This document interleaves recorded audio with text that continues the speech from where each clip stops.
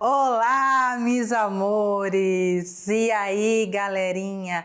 Agora sim, né? Terminamos, chegamos ao final dessa nossa jornada de língua espanhola. E como estão falando? Já estão conseguindo falar espanhol? Eu acredito que vocês já sabem sim. Às vezes a gente fica com um medinho, né?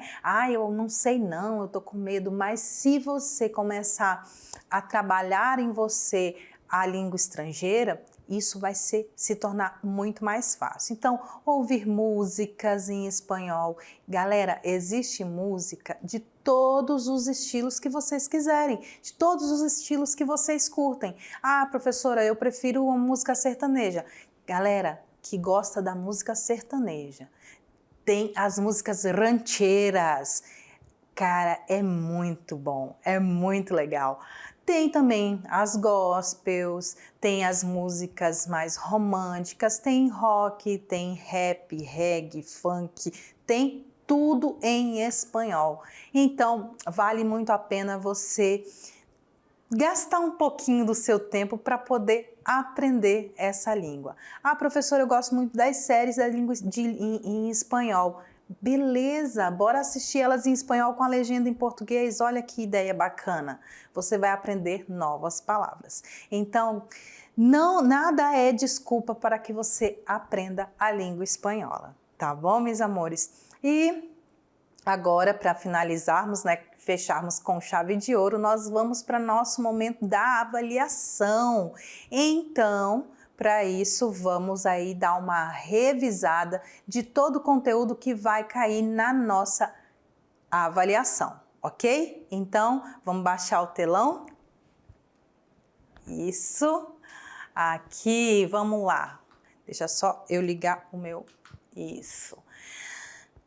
As aulas que vão cair na nossa avaliação são as aulas 14, que vai falar do condicional, a aula 15, que fala das conjunções, a aula 17 dos estilos textuais e a aula 20 do autorretrato.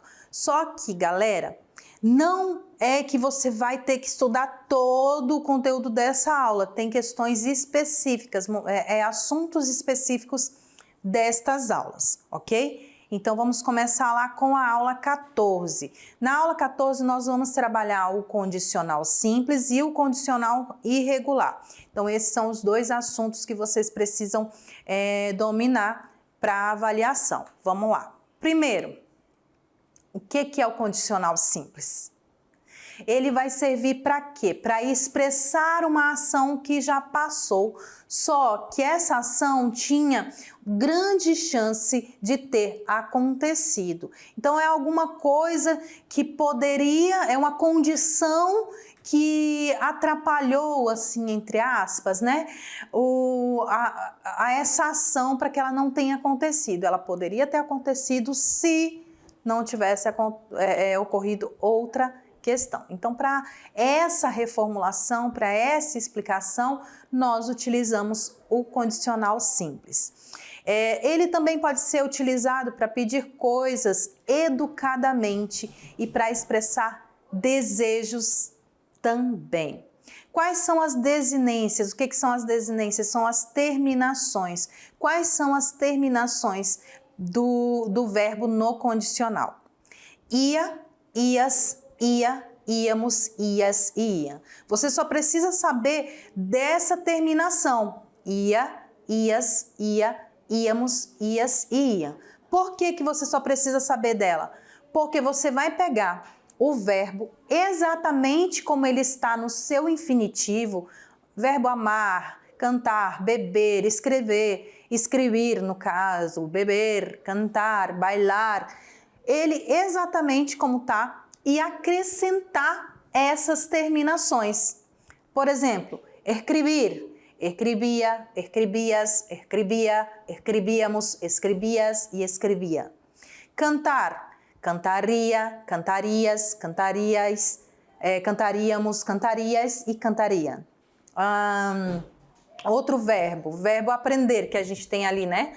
Aprender, aprenderia, aprenderias, aprenderia, aprenderíamos, aprenderias e aprenderia. Então, a única coisa para você saber do verbo regular no condicional simples, são as terminações. Você vai utilizar ela para todas as 3 conjugações, sejam elas terminadas em AR, ER ou IR, e você não vai tirar a raiz desse verbo, você só vai acrescentar.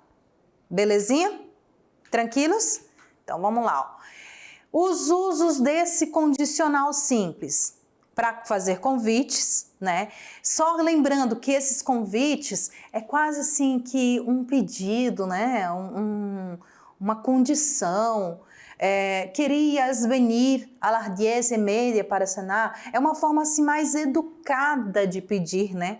Então você gostaria, esse querias, gostarias de vir às 10:30 para a janta? Para pedir algo de forma educada, poderias fazer um pastel para el porte? E normalmente ela vem ainda com um por favor junto. Poderias fazer um pastel para el porte, por favor? Para expressar um desejo, me encantaria conhecerlo. Para fazer uma sugestão, entonces deverías ir agora a comprar los ingredientes, não? Então, ele está te dando uma sugestão, você deveria ir agora, então, comprar os ingredientes. Para expressar uma hipótese ou uma probabilidade. Sí, claro, pero a lo mejor llegaríamos um pouco tarde. Então, assim, é uma possibilidade, uma hipótese, sim, mas no melhor dos casos, nós chegaríamos um pouco tarde. É quase que a resposta aí para alguma outra ação. Para expressar ações passadas que tinham chance de ter acontecido. Aqui mais ainda, né? Se supiera que estava em casa, não tardaria em chegar. Então, você pode perceber que nesse exemplo, ele está expressando uma ação que se passou. Se eu soubesse que você estava em casa, eu não demoraria para chegar, eu não tardaria em chegar. É algo que poderia ter acontecido. Se ela soubesse, ela não teria chegado tarde, ela teria chegado cedo. Agora, como ela não sabia, infelizmente chegou tarde. Agora, pedir educadamente, expressar desejo, a gente já falou, né? Esses 2 exemplos, mas temos mais 2 exemplos. Poderias fazer uma ensalada para a cena, desearias caminhar comigo ao fim do dia. Como vocês viram, né? O condicional simples, você só vai acrescentar ao infinitivo as terminações. E aí a gente chega no irregular. Como é que acontece a irregularidade? A irregularidade do verbo no condicional, ele vai acontecer na raiz do verbo. Só no irregular que você sim vai pegar a raiz, mas a raiz que está irregular. Por coincidência, essa irregularidade que acontece também no futuro simples. Então, se você sabe quais são as irregularidades do futuro simples, você sabe do condicional, que são esses 12 verbos, somente esses 12. Tener, venir, poner, poder, saber, decir, querer, haber, hacer, caber, valer e salir. Você vai entender qual é a mudança que ele faz e vai acrescentar as mesmas desinências, tá? As mesmas terminações que nós já vimos, que são as terminações do condicional. Para o tener, ele vai ficar tendre, para o venir, o vendre, para o poner, o pondre, poder, podre, saber, sabre, decir, dir, querer, quer, haver, abre, hacer, ar, caber, cabre, valer, bar e salir, saltre. Aí você só vai acrescentar as terminações, beleza? Da aula 15 nós vamos falar sobre as conjunções e as preposições. Então é só para a gente lembrar que são as 2 conjunções, as coordinantes e las subordinantes, né? Onde as coordinantes, elas sozinhas, 2 orações fazem sentido, ela só está ali estabelecendo uma relação de coordenação, uma com a outra, como um complemento, enquanto que as subordinantes, elas necessitam uma da outra, uma está subordinada à outra. A oração subordinante está totalmente ligada à oração principal. E para isso nós temos a ajuda de algumas conjunções, né? Para as coordenantes nós temos as copulativas, as explicativas, as adversativas, as disjuntivas ou distributivas. Que são elas? A adversativa para promover a correção entre elementos, onde a segunda oração unida com a conjunção vai corrigir alguma ideia da primeira. A copulativa é a conjunção que vai unir os significados um do outro. A distributiva vão indicar alternância ou escolha, esse ou aquele. A disjuntiva apresentam duas ideias opostas que se excluem uma da outra. O é a conjunção distributiva por excelência, que seria o nosso ou da língua portuguesa. E a explicativa, como o nome já diz tudo, ela vem explicar. A segunda oração vem explicar a ação da primeira. E aí eu trouxe alguns exemplos para vocês, né, que nós vimos no decorrer da nossa aula. Nas copulativas, ni tú ni yo tenemos la respuesta. Disjuntivas, corre uma manzana ou uma pera, pegue uma maçã ou uma pera, então é isso ou aquilo. A adversativa, me gustan los libros, pero también las películas. Explicativa, se fue al otro mundo, es decir, se murió, se foi para outro mundo, ou seja, morreu. E a distributivas, ya en la pobreza, ya en la riqueza somos dos, ou al verte nunca sale, sea lunes, sea domingo. E já as subordinantes, elas vêm o quê? Vêm estabelecer essa questão e essa ordem de subordinação. E elas são subdivididas em causales, concessivas, condicionales, consecutivas, finales e temporales. E aí eu trouxe para vocês a explicação de cada uma, né? A causal vai introduzir vai expressar uma causa ou um motivo para aquela ação ter acontecido. A concessiva vai introduzir uma objeção ou um impedimento para que a ação venha a acontecer. As condicionales, elas vão estabelecer uma condição para que aquela ação aconteça. A consecutiva, a consequência, né, da ação, ou o efeito que aquela ação pode dar. Finales vai dizer a finalidade, quase que o motivo pelo qual aquela ação acontece. Então, a finalidade da ação realizada. E as temporales, o momento exato no tempo onde a ação acontece, onde no tempo e no espaço ela está acontecendo. E aí as causales, que a gente temos o que, o porquê, puesto quiero, pues, no me sorprendió lo dicho, puesto que ya lo sabía. Concessivas, que temos aunque, a pesar de que, si bien, me propongo hacer este plato, aunque me lleve horas haciendo. Condicionales, que vai ser a condição, si, en el caso de que, como. Le hablé como si fuera su padre. Então, é a condição, como foi essa maneira. A consecutiva é a consequência, né? Luego, con que, por lo tanto, pienso, luego existo. Aí a frase top e a frase mais conhecida do René Descartes. Pienso, luego existo. Se eu penso, logo eu existo. Finales, a que, para. Siempre hay que mantenerse mentalmente ativo a fim de superar-se permanentemente. Então, a finalidade. Por que você tem que ter a mente ativa? Para você se superar permanentemente. As temporales, quando, apenas enquanto. Quando leía, le temblaban as manos. Então, qual é o momento que tremiam as mãos? Quando ela estava lendo, quando ele estava lendo. As preposições, né, que a gente viu que elas são muito necessárias, que sem ela a frase não faria sentido.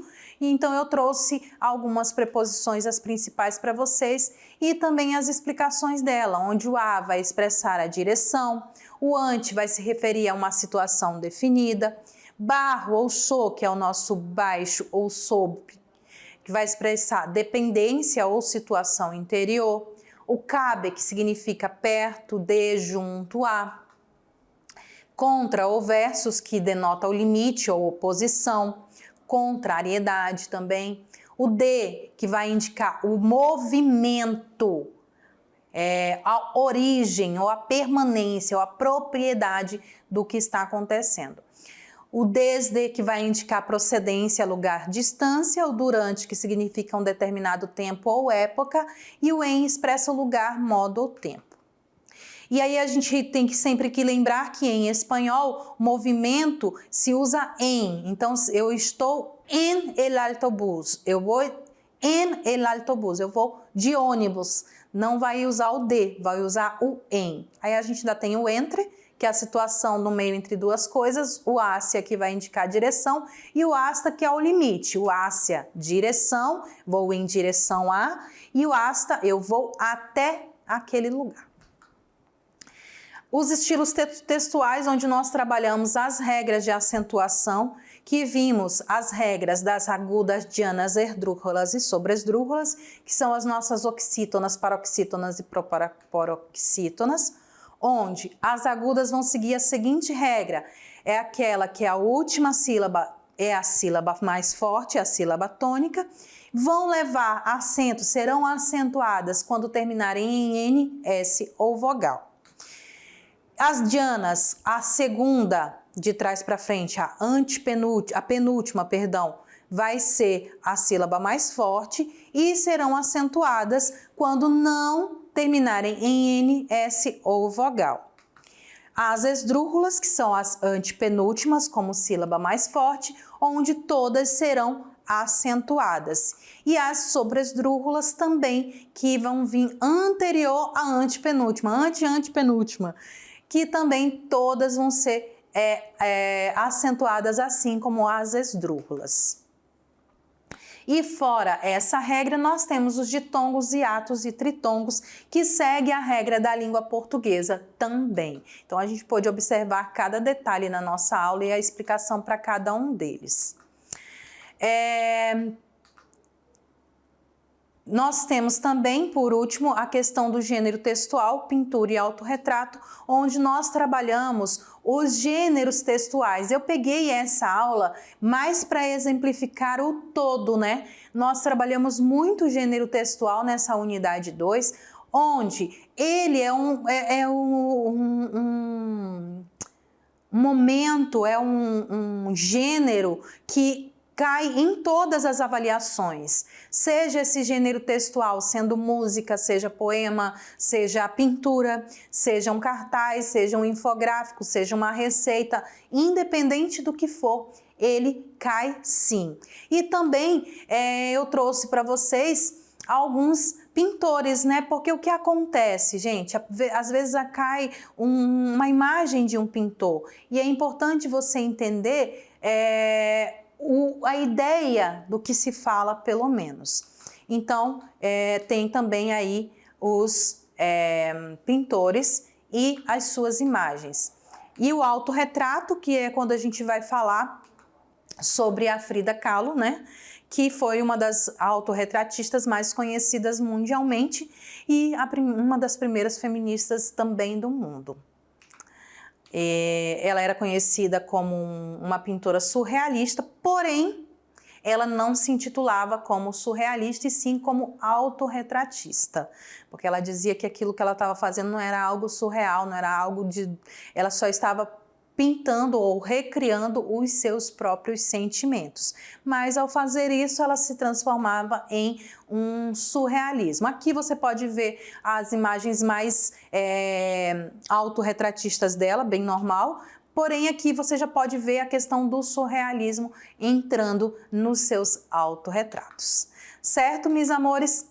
Agora é aquele momento todo de vocês, é o momento que vocês vão fazer as suas avaliações. Eu espero que vocês estejam preparados, façam com calma, leiam com calma, que tudo vai dar muito certo, tá bom? Um grande abraço para vocês, boa prova!